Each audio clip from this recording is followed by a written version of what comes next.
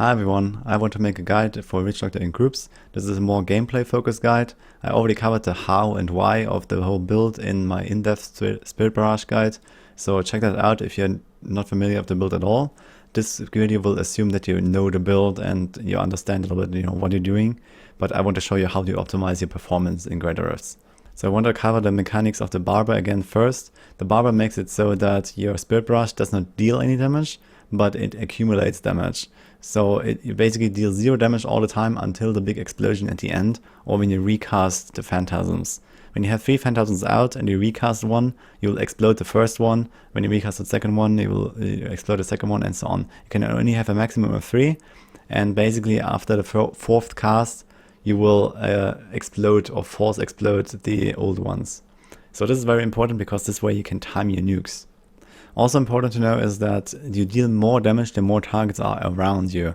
Not just because you accumulate on more targets, but also because of Pain Enhancer. Pain Enhancer is your highest DPS gem in this setup, and it works as a separate DPS multiplier through your attack speed. So here's some calculations that I made. It assumes a 7% attack speed weapon, 10% Paragon attack speed, 15% Voodoo, and the rest is coming from Pain Enhancer. And you can see that with more targets, basically for every target you get more damage on your Barber explosion, but also you get more attack speed. And with the more attack speed per target, you basically scale it in 2 different ways with more density. And you can see that on the right that the damage actually goes up quite significantly with more targets that are in your Barber accumulation and that are also nearby for Pain Enhancer stacks. So this is something you have to keep in mind. Density is extremely important, and blowing up enemies too early will make it so that you lose a lot of your damage, because you need the little trash to actually accumulate damage so you can finish off like the big HP targets like elites. When you make a new pull, you generally want to run towards the spot where it's going to be made, and then you want to apply your Haunt and your Locust Swarm to everything. This makes it so that you get the Ring of Emptiness multiplier, which is 300% bonus damage. It's very, very good and basically a must-have. So you want to spread a few Locust Swarms, and with Creeping Death passive, it will last forever. So it will keep jumping to all enemies once you cast it like 2 or 3 times. So try to make that happen, and afterwards apply Haunt to as many targets as possible, because you get a 20% multiplier as well. So you want to spam Haunt, Haunt, Haunt basically all the time when you're not busy casting Spirit Barrage or something else. Then you want to make sure that the trash already gets a little bit low HP. So you want to spam some Phantasms into the middle, watch the health bars of the enemies, and make sure that you don't kill any of them. You just want to get them to low HP until the pull is ready for you. Having the trash on a little bit lower HP makes it so that it's easier to spawn Oculus Rings, because this is where your big damage accumulation is going to happen later.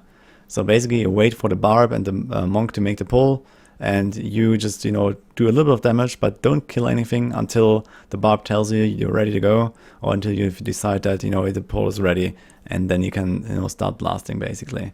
And then once I see okay they're like 20-30% HP, I stop and I actually put my Phantasms out of the pull towards the wall or something, like somewhere where there's no enemies basically. And like this you avoid that you actually kill all the little trash before the pull is ready.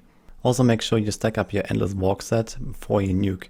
So at the start you can move around, keep a defensive buff, but later on, especially when you prepare for the big convention and Oculus nuke, you want to make sure that you're as close as possible to 100% damage multiplier from your Endless Walk. Also very important for your DPS is timing of convention of elements and the Oculus ring, because most of your damage is actually going to come from combining the two. So you want to spawn an Oculus ring around 2 seconds into poison convention, because after that comes cold and it lasts for 7 seconds.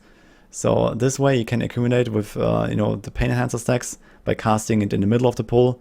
Then you pop the Oculus in the poison convention, and then you run and Spirit Walk into the Oculus and accumulate during the cold convention. And like this you will get really, really big explosions with the Barber. It can potentially one-shot the leads even on 140 plus tiers. It's a lot of damage, and if you do it well, you will see the results. You have to make sure that you cast the Phantasms that are going to do the damage while you're in the middle of the pull, because of Pain Enhancer stacks. This is very important. Do not run into the Oculus first and cast Phantasms afterwards, because then you're going to be outside and you're not going to have many Pain Enhancer stacks. You want to cast it in the middle, standing in the middle on the Sanctuary, on the Monk, and cast the Phantasms that are going to explode everything while they have the big multiplier, and those will snapshot the Pain Enhancer stacks.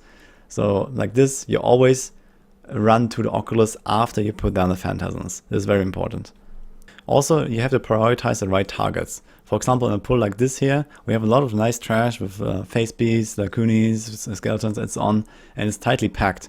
And in this situation, we have an elite on the outside of the pull, and it's actually a really high HP target, a really big one. We're close to the end of the level, so most likely we're not able to kill the elite anymore unless we get a convert somewhere. So here, you would actually prioritize the trash over the elites. So it comes a little bit down to, you know, targeting the right stuff and damage casting in the right spot, basically. So you have to coordinate with your group, especially your barb, and also you have to tell them when you're nuking, because the ground stomp with the wrenching smash is going to pull everything in, and this is very important for your explosions. In fact, you can actually get multiple explosions and, you know, get more trash in after your first explosion. This is what I use very often. So I accumulate big time with Oculus, Convention, and then I do one explosion, like by recasting one Phantasm, and I tell my barb that in like 3, 2, 1, I'm gonna do my first boom, and he's gonna be ready to ground stomp right after the first explosion. So I cast one Phantasm, get the first boom, and then he ground stomps, gets more stuff in, and I explode the other two. And like this you can do a lot more damage, a lot more progress, by getting like basically fresh targets into the big accumulation that you have done previously with the big pull. You know, even though all the trash is already evaporated, you still have the Phantasms on the ground that have stored all the damage. You can also use a spread strategy when you have a power pylon, for example. When you have a really big pull and you know you're going to do like insane overkill damage, you can just pop down 3 Phantasms in different spots of the pull. So if you know that you're one-shotting everything anyway, then you know you can cover more area like this and actually kill more trash, kill more elites, and make more progress that way as well. But in the end, communication is key, especially if you're barb. You need to tell him where you're making the pull. He needs to know where your Phantasms are. He needs to ground stomp on top of them. And then you also have to tell him, you know, when the explosion is going to happen, so you can ground stomp more stuff or rage flip more stuff into the bomber explosions. One last thing is for Rift Guardians. In our group, we actually have a Corpse Lens Necromancer as a Rift Guardian killer. So we made it so that the breakpoint at 2.4 attacks per second is reached with Big Bad Voodoo up. So in my case, I have to time my Big Bad Voodoo a little bit for the Rift Guardian killer. If you have a Crusader, it's not really that important, so you can probably just press Voodoo on cooldown. But generally, yeah, try to debuff the Rift Guardian a little bit, and otherwise, you know, press the Voodoo on time, depending on what Rift Guardian killer you have, and you're fine. If there's pylons, then you're usually the guy who is gonna go click them. So you might have to run really far and then come back and apply your debuffs again. But generally, it's not really a big deal. Anyway, I hope you liked this little guide here, and I hope this showed you a little bit, you know, how to do it, how to optimize the damage. Lich Doctor is really fun to play, I have to say. And don't let the Necro meta get you down. Lich Doctors are, you know, fine enough for tier 150 4-man. So if your goal is to go really high in 4-man, you can do that. You don't need the Necromancer for that. Anyway, I hope you liked this little video. I'll see you guys next time.